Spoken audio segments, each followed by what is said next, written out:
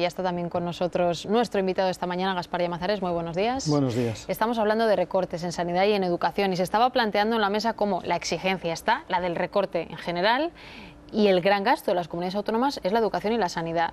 Todo el mundo le gustaría escuchar que se pueden hacer de otro lado los recortes, pero las cifras, según algunos, indican lo contrario. Es que yo niego la necesidad de los recortes. Es que me parece que Europa está buscando una salida a la crisis que no es una salida, es empeorar la crisis económica. En la medida en que se producen ajustes, recortes, lo que se hace es disminuir la actividad económica, disminuir la demanda y el consumo y profundizar y alargar la crisis en Europa, ¿no? Creo que además hay intereses minoritarios que, aprovechando la política de ajustes, quieren hacerse con sectores que son sectores de interés social, ¿no? El sector de la sanidad, el sector de la educación. Es decir, que no estamos únicamente ante una política económica con un camino único. Puede haber otra política económica. Frente a los ajustes, una política de impulso público de la economía, de salida de la crisis. Y no estamos tampoco ante medidas de recorte inocentes. Son medidas de recorte que pretenden cogerle al Estado una parte importante de lo que son sus servicios sociales. Es decir, convertir derechos en mercado, convertir derechos en negocio. En este caso, el derecho a la sanidad, el derecho a la educación o a los servicios sociales. Y luego, en tercer lugar, en mi opinión, ¿por qué no plantearnos el problema de los impuestos y no únicamente el problema de los recortes? Es decir, se puede sanear una situación presupuestaria mejorando los ingresos. Y la cuestión aquí es que parece que solamente se puede poner un pequeño impuesto del patrimonio allí o un impuesto de grandes fortunas acullá. Pues no, resulta que hay que reconstruir nuestro sistema impositivo. Ahora, nuestro sistema de impuestos es totalmente injusto. Los que tienen más renta pagan la mitad de los que no tienen renta. Eso es un escándalo y aquí no puede seguir habiendo un sistema de impuestos que paguen los asalariados y los consumidores. Ahora tiene que haber un entramos sistema de impuestos decente, ¿no? Al tema de los ingresos, pero vamos primero con lo de los gastos, porque ha dicho que no tendría que haber recortes y que además tiene una intencionalidad de la que vamos a hablar después. Pero me reconocerá que no se puede seguir con este ritmo de gasto. Ya no entro ni siquiera si es en educación o en sanidad. En general, pero con las comunidades, con los ayuntamientos. Nuestro gasto social, el gasto social español en relación al gasto social europeo es realmente minoritario. Es decir, el gasto social español, para equipararse con su renta, necesitaría gastar al año 70.000 millones de euros más. Es decir, el gasto, otra sanidad entera necesitaríamos gastar para equipararnos con nuestra renta. El problema que tenemos nosotros en nuestro país es que tenemos un Estado social muy débil. Y claro, a un Estado social fuerte tú lo recortas y todavía te queda un Estado social. A un Estado social muy débil, caquéctico, como diríamos los médicos, ¿no? Prácticamente anoréxico, si lo recortas puedes acabar con él. Ese es el problema que tenemos en estos momentos en nuestro país, en que recortar en Cataluña la sanidad, recortar en Madrid la educación puede acabar con ese sistema social que son mínimos sociales de garantía a los ciudadanos. No estamos hablando de grandes obras de infraestructuras, estamos hablando de garantizarle la calidad de la sanidad o la educación básica a los ciudadanos. Supongo que a nadie, o quiero pensar que a ningún dirigente político le agrada anunciar que tiene que cerrar plantas de hospitales o ambulatorios en ninguna comunidad autónoma, pero... Sí, pero si al mismo tiempo lo que hace es bajar el impuesto de sucesiones, no, pero antes de entrar en el tema, insisto, de ingresos o gastos, reconózcame que la sanidad, tal y como está planteada, que es fantástica y maravillosa, y es verdad que este país es un ejemplo en eso, quizás sea insostenible, tal y como la tenemos. Es de las más eficientes de Europa. Es decir, nuestra sanidad pero da España no está más como otros países. Más prestaciones que ninguna sanidad europea, y además lo hace con 2 puntos menos del PIB que el resto de la sanidad europea. Es decir, las sanidades que se basan en seguridad social, sanidad francesa o sanidad alemana, y las sanidades que se basan en sistema privado gastan muchísimo más, son mucho más ineficientes. Es decir, si tuviéramos que abordar problemas de nuestra sanidad, yo empezaría por el gasto farmacéutico. Yo empezaría por ahí. ¿Pero por qué no se empieza por el gasto farmacéutico? Es lo único que tocaría, porque eso es lo que le estaba preguntando. Porque hay grandes compañías farmacéuticas detrás del gasto farmacéutico. No, yo también creo que nuestra sanidad tiene elementos de racionalización que hay que, mejorar. Pero una cosa es racionalizar el sistema sanitario, mejorar el sistema sanitario, mejorar, por ejemplo, la integralidad o la relación entre atención primaria y hospitalaria, mejorar la salud pública, la prevención antes que la curación. Todo eso lo podemos hacer. Pero lo que no podemos hacer es recortar prestaciones, cerrar plantas o ahora no pagar a los profesionales, porque eso significa deteriorar la calidad de la sanidad de todos los españoles y además romper la cohesión de los españoles, porque en España puede ocurrir algo parecido a Grecia. Es decir, no quiero decir en términos económicos, quiero decir en términos de cohesión social. Si la solución a la crisis es recortarle a los de abajo, es decir, recortar a los trabajadores y a los ciudadanos en general que no han provocado la crisis, los pocos mecanismos que tienen de cohesión social, la sanidad, la educación, nos vamos a encontrar con un conflicto social. Hasta ahora nos hemos encontrado únicamente con una contestación muy pacífica en las calles que contesta la política económica y contesta la forma política del país, el 15M, la indignación y demás. Pero si estamos por este camino, si nos mantenemos en este camino de recortar prestaciones, está servido un conflicto social. Pero usted ha dicho que sí se puede afinar un poco más en otro tipo de gastos, luego en la sanidad sí podría haber. Siempre podemos mejorar. Lo que dicen desde las comunidades autónomas, insisto, es que no es suficiente, que es un gasto superfluo ese tipo de gasto, el que no afecta directamente pues a las nóminas, como ha anunciado Cataluña, o al de plantas enteras de hospitales. ¿Usted cree que no, que hay un gasto que no es superfluo y que se puede recortar sin tocar el servicio? Yo creo que cerrar una planta de un hospital o cerrarlo durante varios días en el mes de octubre, o, por ejemplo, suprimir un servicio de urgencias, a mí me parece pan para hoy y hambre para mañana. Es decir, desde el punto de vista del gasto es un engaño del déficit, es decir, yo puedo decir a final de año que he cumplido con el déficit, pero a la vuelta del año todo lo que no he hecho en atención primaria me irá al hospital. Todo lo que he recortado en el hospital me irá a urgencias. Es decir, que al final gastaré más a medio plazo. Son medidas realmente a corto plazo únicamente para engañarnos, porque la Unión Europea se ha convertido en un sistema de engaño con respecto al déficit. Estamos diciendo que Grecia nos ha engañado, pero si es que hemos engañado todos, porque lo que proponía la Unión Europea con los recortes de déficit era externalizarlo a empresas públicas para que no se supiera realmente el déficit que se tenía, aplazar determinadas medidas. Es decir, cuando se produce un dogma, como ha sido el dogma del déficit y de la deuda, lo que ocurre en los países europeos es, por una parte, un ajuste, y un ajuste duro que tiene consecuencias sociales, como ahora estamos viendo, pero por otro lado un sistema de engaño.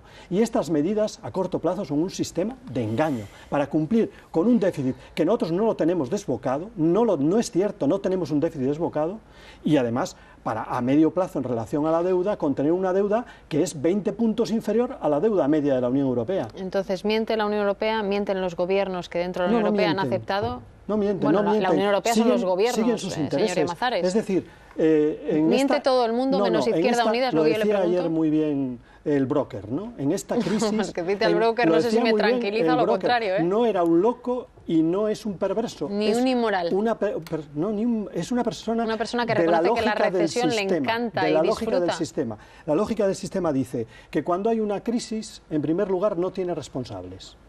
Y en segundo lugar, para salir de la crisis, los que la han provocado salen beneficiados y los que no la han provocado, la gran mayoría, salen perjudicados. Esa es la ley general, ese es el axioma, ¿no? Pues eso es lo que están intentando hacer, salir de la crisis en mejores condiciones. Por una parte, teniendo el IBEX 35, teniendo más beneficios en el momento de crisis que en momentos de crecimiento, repartiéndose bonus escandalosos entre los miembros de los consejos de administración y diciéndole a los ciudadanos que tienen que recortar la sanidad, la educación o los servicios sociales. Bueno, menos burlas, por favor, menos burlas a los ciudadanos y un poco más de seriedad. Yo le decía, además de que suena al menos feo, no sé cómo decirlo, que alguien reconozca que sueña con una recesión porque le hace ganar mucho dinero, no sé si eso también le gusta del broker. No, él lo que demuestra es que diga la verdad. Las crisis económicas hay gente que gana mucho dinero y además sí, que quiere salir de las crisis más fortalecidos, ¿no? O sea, que antes. Es como los niños dicen, ¿no? Ha sido sincero. Como los niños y los borrachos, ¿no? Se dice. Le preguntaba, ¿la Unión Europea miente? ¿Los gobiernos siguen, por lo tanto, entiendo que también mienten? La Unión Europea... No ha dicho usted que miente. No, yo he dicho su que frase la Unión textual Europea, ha sido es una mentira. Bueno, es una mentira, pero hace una política conservadora. Es decir, la Unión Europea pero no sale ha matizado adelante tanto. Una política neoliberal y conservadora, que es la que se ha enseñoreado de la Unión Europea, que además, en mi opinión, es una política suicida. Porque cada día depende de lo que dice Angela Merkel para que las bolsas suban o bajen. Pero la Unión Europea tiene una moneda que, si no la devalúa a la sociedad europea, y una moneda que no tiene respaldo político. Y es el gran problema de la Unión Europea. Mientras la Unión Europea no ponga en marcha un respaldo político a la moneda, y un respaldo político significa un sistema fiscal, significa la emisión de eurobonos, significa una armonización del conjunto de la Unión Europea, mientras eso no ocurra, los ataques especulativos van a continuar. ¿Por qué no hay ataques especulativos en otras zonas del mundo?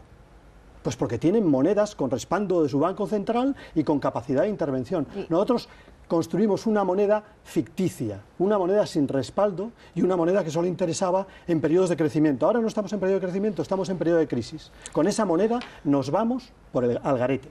¿En quién deberíamos creer, según usted?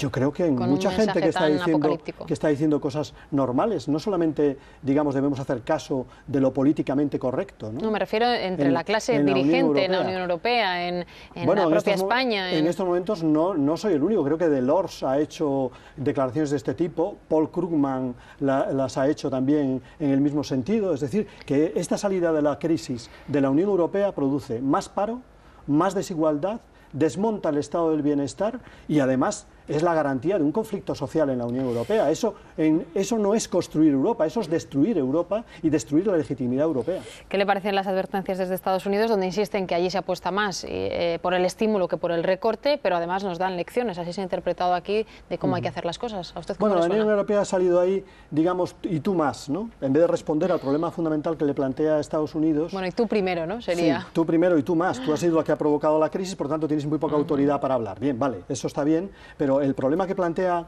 algunos, el Fondo Monetario Internacional incluso, o Estados Unidos, es que la política de ajuste lo que nos está llevando es una crisis más profunda todavía. Y que hay que combinar política de ajuste con política de estímulos. Es decir, soplar y sorber al mismo tiempo. Es imposible. Es imposible.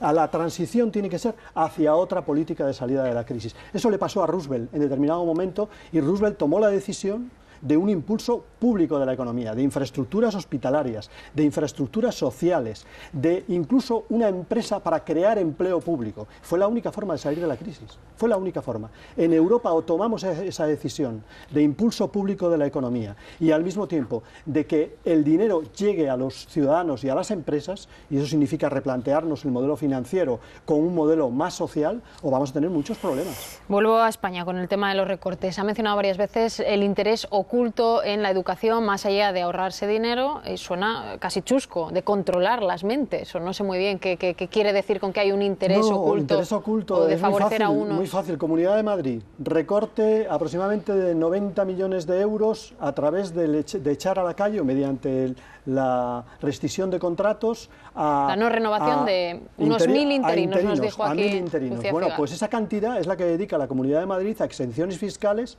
a los que mandan sus hijos a los colegios más privadísimos de Madrid, a los colegios, no digo concertados, a los colegios ultra privados. Pero imagino que no solo los dirigentes del PP, seguro, no solo los dirigentes del PP mandan a sus hijos a las escuelas privadas. No me importa quién mande. No, lo digo porque como ha relacionado una cosa con la otra. Sus hijos a un sitio. No, yo lo que quiero decir es que el Partido Popular en la Comunidad de Madrid opta políticamente en favor de la escuela privada privadísima en vez de optar por la escuela pública, por la escuela que de alguna manera significa la política de formación, de igualdad, de calidad para todos los ciudadanos. Y en Cataluña, idem de lienzo, en Cataluña pasa prácticamente lo mismo. ¿Lo hace para favorecerles y para hacer negocio? ¿Qué quiere decir exactamente? No, en Madrid ya lo han conseguido. Es decir, mientras en Asturias, por ejemplo, mi comunidad, la relación pública-privada es 80-20, 80 educación pública, 80%, 20% privada, en Madrid ya han conseguido que prácticamente la relación público-privada sea equilibrada, es 50-50. Es decir, han conseguido privatizar la educación, ya lo han conseguido, y continúan por esa línea. Y en Cataluña prácticamente lo mismo. Cataluña es uno de los sistemas, del conjunto del sistema público, también por herencia de la época anterior, ¿no? Uno de los sistemas más privatizados, por tanto más ineficientes del conjunto del sistema sanitario público español.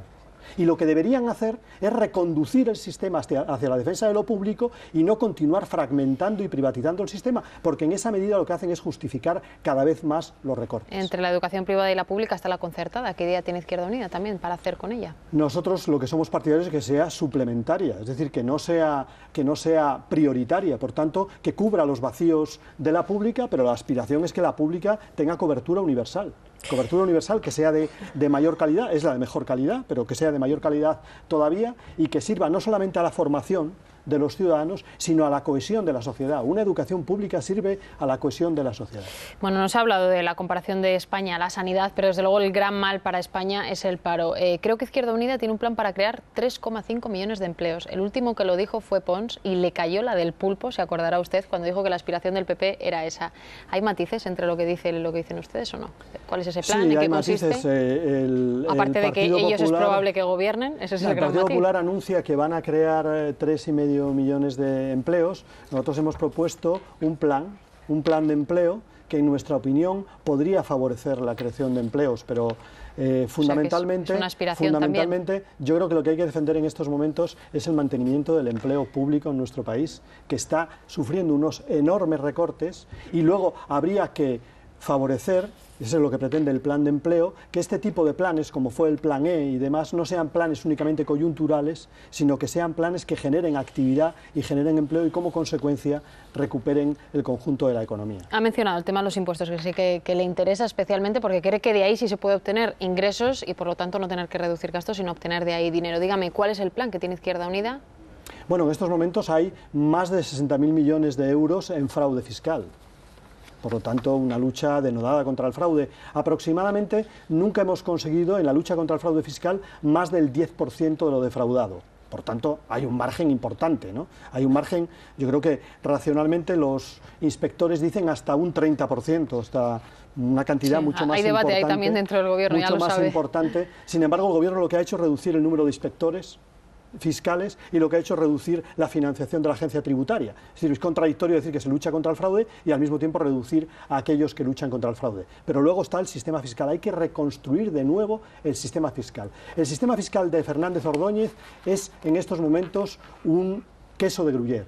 Está agujereado por todas partes. Y eso sirve a las rentas más altas para eludir la fiscalidad o para defraudar directamente al sistema. Por tanto, hay que reconstruir el sistema fiscal para que quien más tiene, más pague, que es lo que dice la Constitución española en estos momentos. ¿Qué tocaría Gaspar Llamazares si tuviera la posibilidad de tocar qué impuestos, hacia dónde?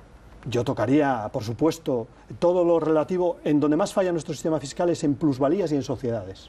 Es decir, en términos netos, las grandes sociedades contribuyen aproximadamente entre un 10 y un 15%. Cuando los ciudadanos normales, en su salario, en el consumo, están por encima del 30% y llegan al 40%. Por tanto, eso es insostenible, por tanto hay que modificar el impuesto de sociedades y hay que modificar el impuesto de plusvalías. Pero también hay que romper con esas sociedades SICAV u otro tipo de sociedades donde una parte de la sociedad mete no solamente su renta, mete los coches, las casas, el patrimonio, prácticamente todo para eludir impuestos. Hay que modificar, yo creo que de arriba abajo, el sistema fiscal español para que sea un sistema fiscal justo, porque en estos momentos es un sistema fiscal injusto. Bueno, estamos hablando de propuestas, sobre todo porque hay unas elecciones dentro de 2 meses. Se habla continuamente de las buenísimas encuestas que tiene en la mano el Partido Popular, pero tampoco le va mal a Izquierda Unida, lógicamente sin opciones de gobierno como las pueda tener el PP, pero ¿qué le dicen a usted los suyos? ¿Puede rascar voto de esa izquierda desencantada del Partido Socialista? ¿De quién? Yo creo que Izquierda Unida, por su coherencia y por haber defendido a los ciudadanos frente a los mercados, ¿no?, cuando otros han traicionado a los ciudadanos con los mercados, por ejemplo el gobierno del Partido Socialista, pues merece un mejor resultado en las próximas elecciones y va a tener un mejor resultado en las próximas elecciones. Pero creo que lo fundamental es qué oposición va a haber en las próximas elecciones. Es decir, el Partido Socialista se ha encargado ya de prefigurar el gobierno es del Partido Popular.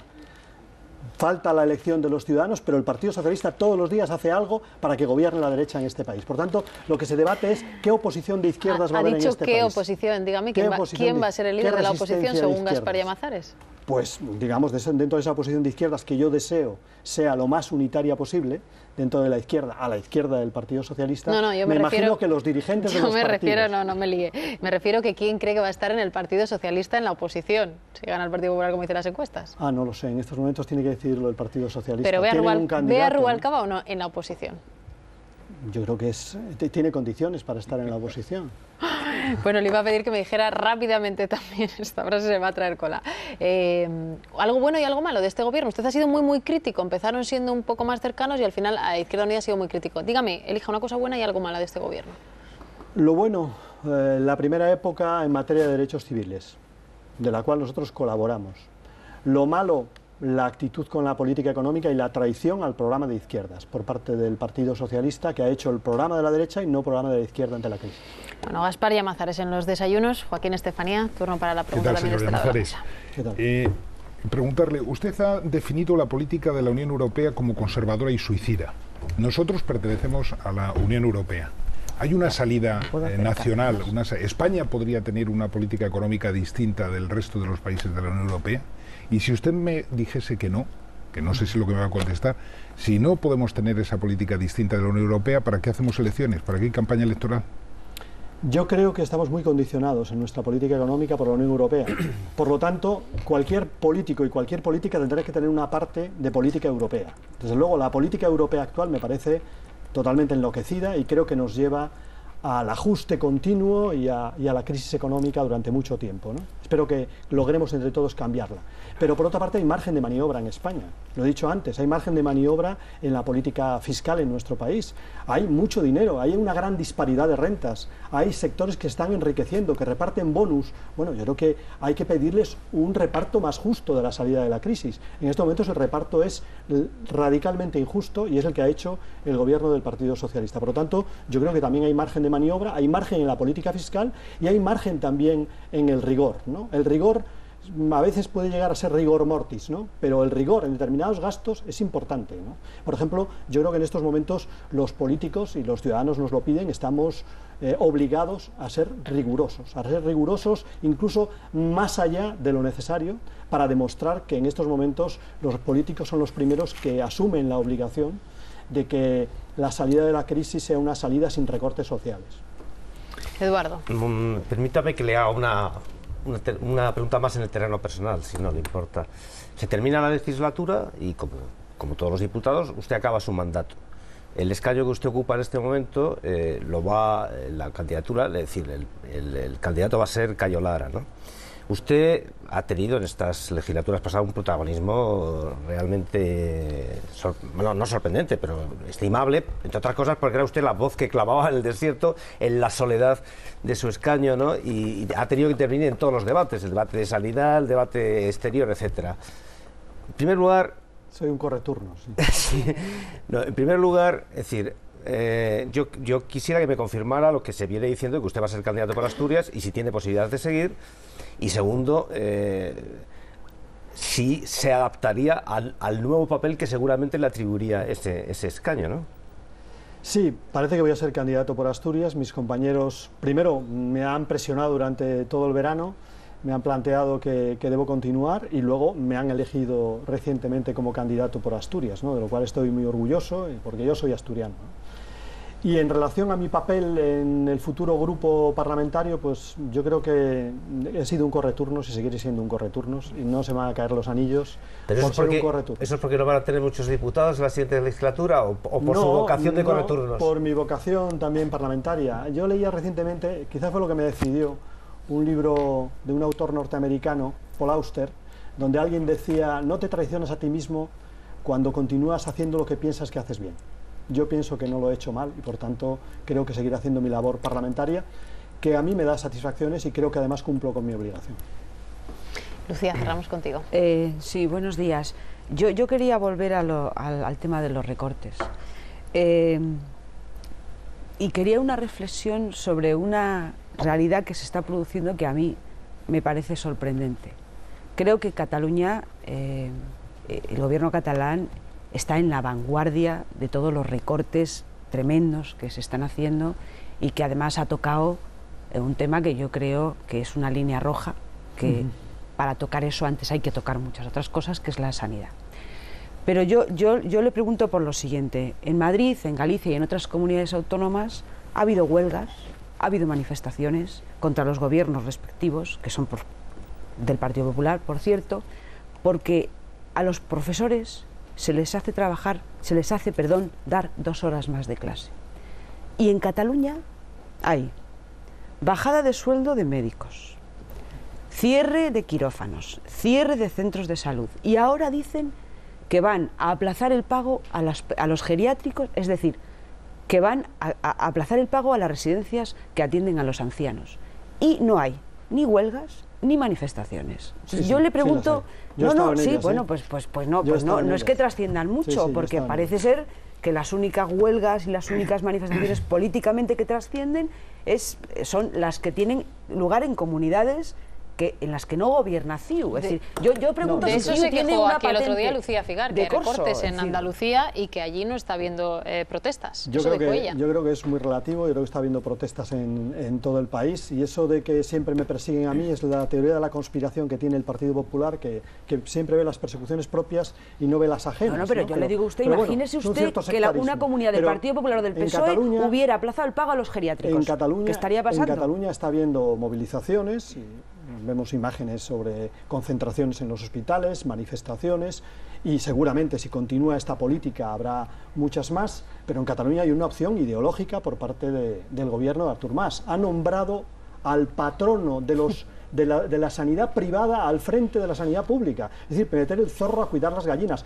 No es, por tanto, extraño que el zorro se dedique a comerse las gallinas, que es lo que está haciendo en estos momentos con la sanidad pública catalana, que por otra parte es una sanidad pública mucho más débil que en el resto del Estado, ¿no? Por lo tanto, yo creo que está habiendo movilizaciones, va a haber una defensa cada vez mayor del Estado social, y yo aviso sobre un posible conflicto social, que este tema es un tema muy importante. Cuando uno atraviesa las líneas rojas, sabe cómo empieza, pero no sabe cómo termina.